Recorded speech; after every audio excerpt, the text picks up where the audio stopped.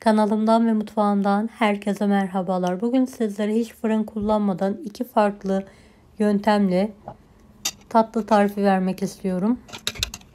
Tarifimize hiç bekletmeden kremamızı hazırlayarak başlayalım. Yarım su bardağı toz şeker, 1 yemek kaşığı nişasta, 1 yemek kaşığı un, 1 paket vanilya ekledikten sonra tüm malzemeyi karıştıralım. 3 su bardağı soğuk süt,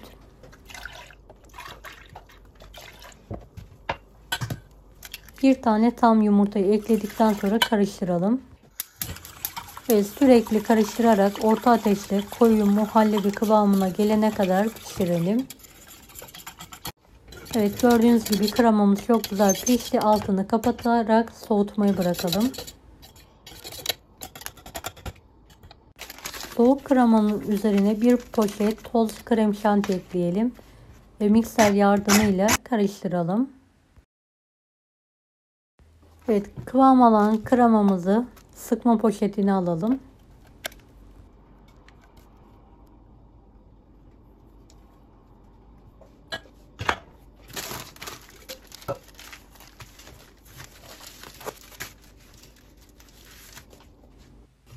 Hamuru için 3 adet yumurtayı uygun bir kaba kıralım.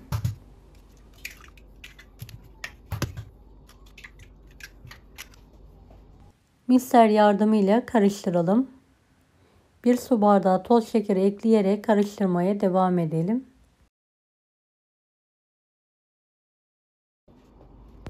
Yarım su bardağı sıvı yağ ekleyelim ve karıştırmaya devam edelim. Toplamda 2,5 su bardağı süt kullandım. 2,5 su bardağı un kullandım. 1 yemek kaşığı dolusu kakao ekleyelim. 1 paket vanilya, 1 paket de kabartma tozu ekledikten sonra tüm malzemeyi karıştıralım.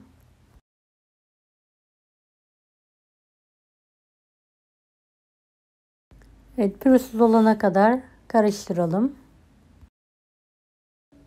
Videomu bu kısma kadar izlediyseniz yorum kısmına herhangi bir emoji bırakırsanız bana destek olmak için sevinirim.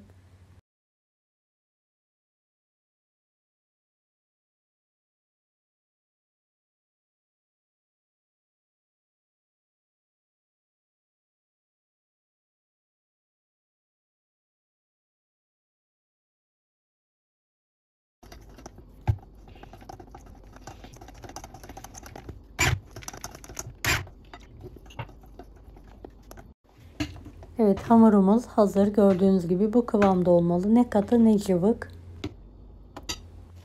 Evet, tavamızı önceden ısıtalım. Tava boyutunda fırın kağıdı keserek üzerine 3 kepçe dolusu harcımızdan dökelim ve tavanın her tarafına gelecek şekilde yayalım.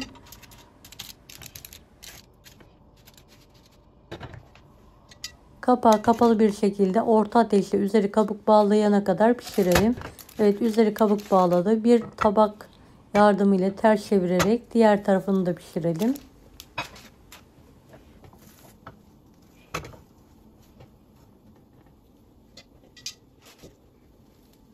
Evet, pişirdiğimiz kekleri soğuttuktan sonra kare şeklinde keselim. Bir mutfak cetvelinden yardım alabilirsiniz.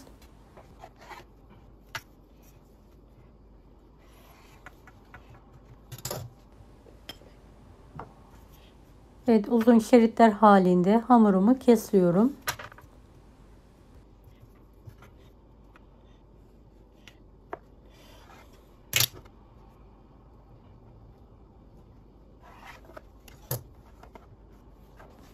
Diğer hamurumu da pişirdim. Aynı büyüklükte kesmeye devam ediyorum.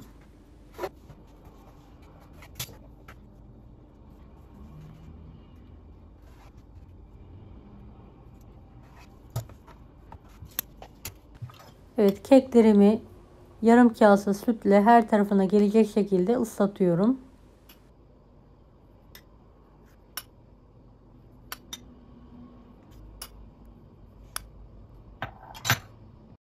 Üzerine hazırlamış olduğum kremayı sıkıyorum.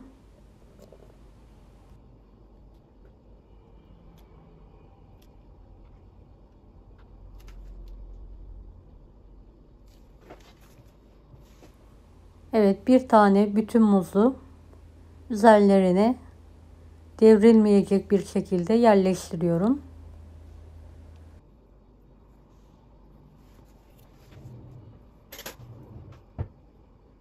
Evet, kenarlarındaki kremayı bir bıçak yardımıyla sıvıyorum. Üzerlerine bir miktar daha krema sıkıyorum. En son bir bıçak yardımıyla düzeltiyorum.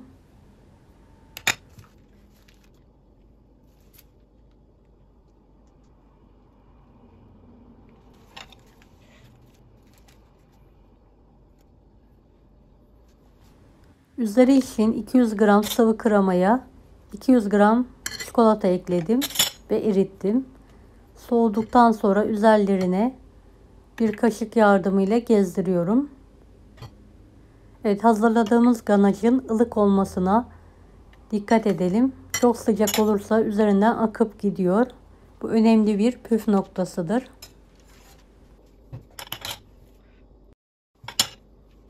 Evet, diğerlerini de aynı yöntemle çikolata sosuna buluyorum gördüğünüz gibi.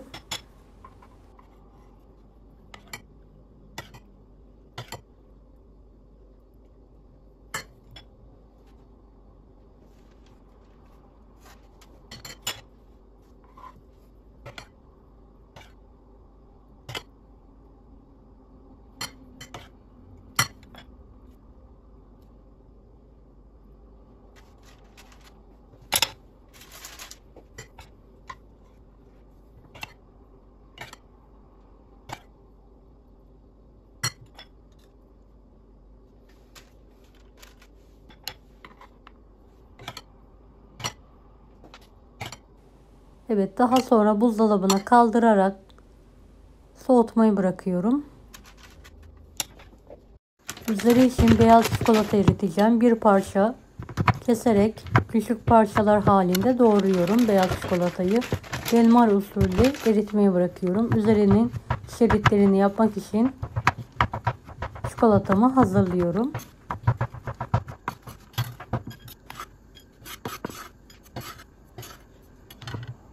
Evet, sürekli karıştırarak eritmeyi bırakıyorum. Evet, kenarlar için fındık kırığım var. Bir spatula yardımıyla kenar kısımlarına mantolama yapıyorum.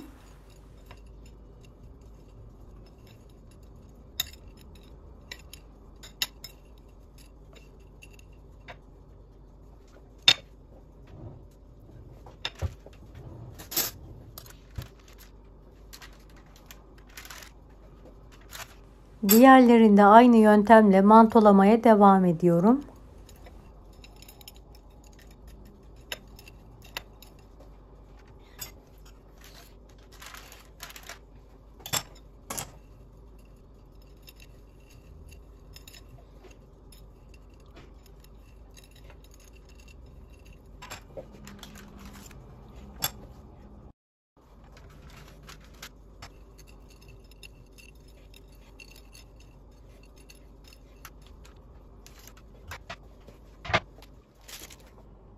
Evet, erittiğim çikolatayı üzerlerine şerit halinde sıkıyorum.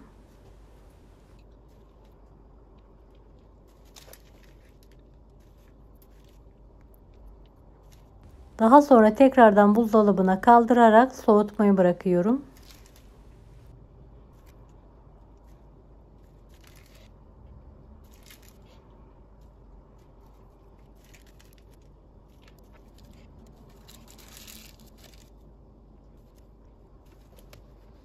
Evet, kalan hamurumu da küçük bir tavaya dökerek arkalı önlü bir şekilde pişirmeyi bırakıyorum.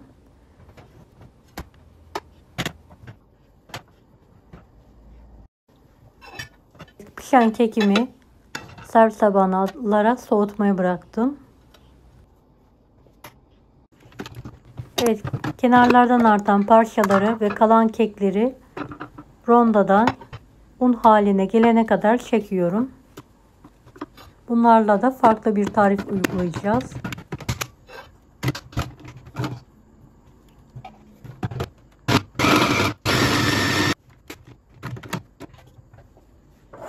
Kek kırıntılarını çikolata sosu olan kabıma alıyorum. Kalanları da çekmeye devam ediyorum. Üzerine kalan kremadan bir miktar ekledikten sonra elimle hamur yoğurur gibi yoğurmaya devam ediyorum. Sade keklerim vardı. Onları da un haline getirdim. İçine alarak yoğurmaya devam ediyorum. Gerekirse krema ekleyebilirsiniz kıvam vermek için.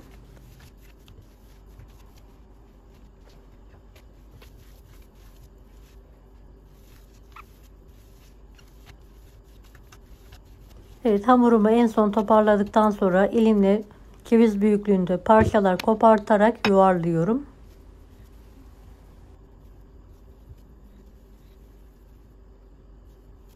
Tüm hamuru aynı yöntemle yuvarlayarak şekil vermeye devam ediyorum.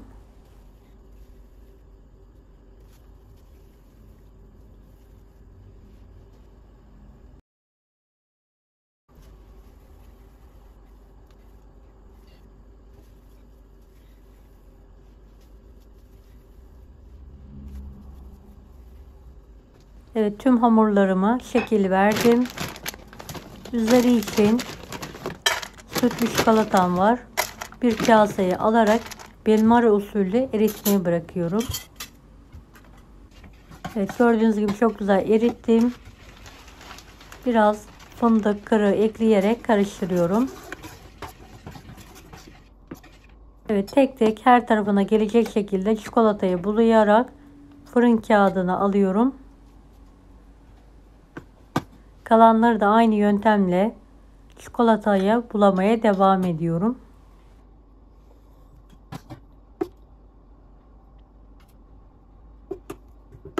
Dilerseniz çikolata yerine fındık, fıstık, Hindistan cevizine de bulayabilirsiniz. Evet, kalanları da bu şekilde değerlendirdim. File fındıklarım vardı. Her tarafına file fındık ile bulama yapıyorum.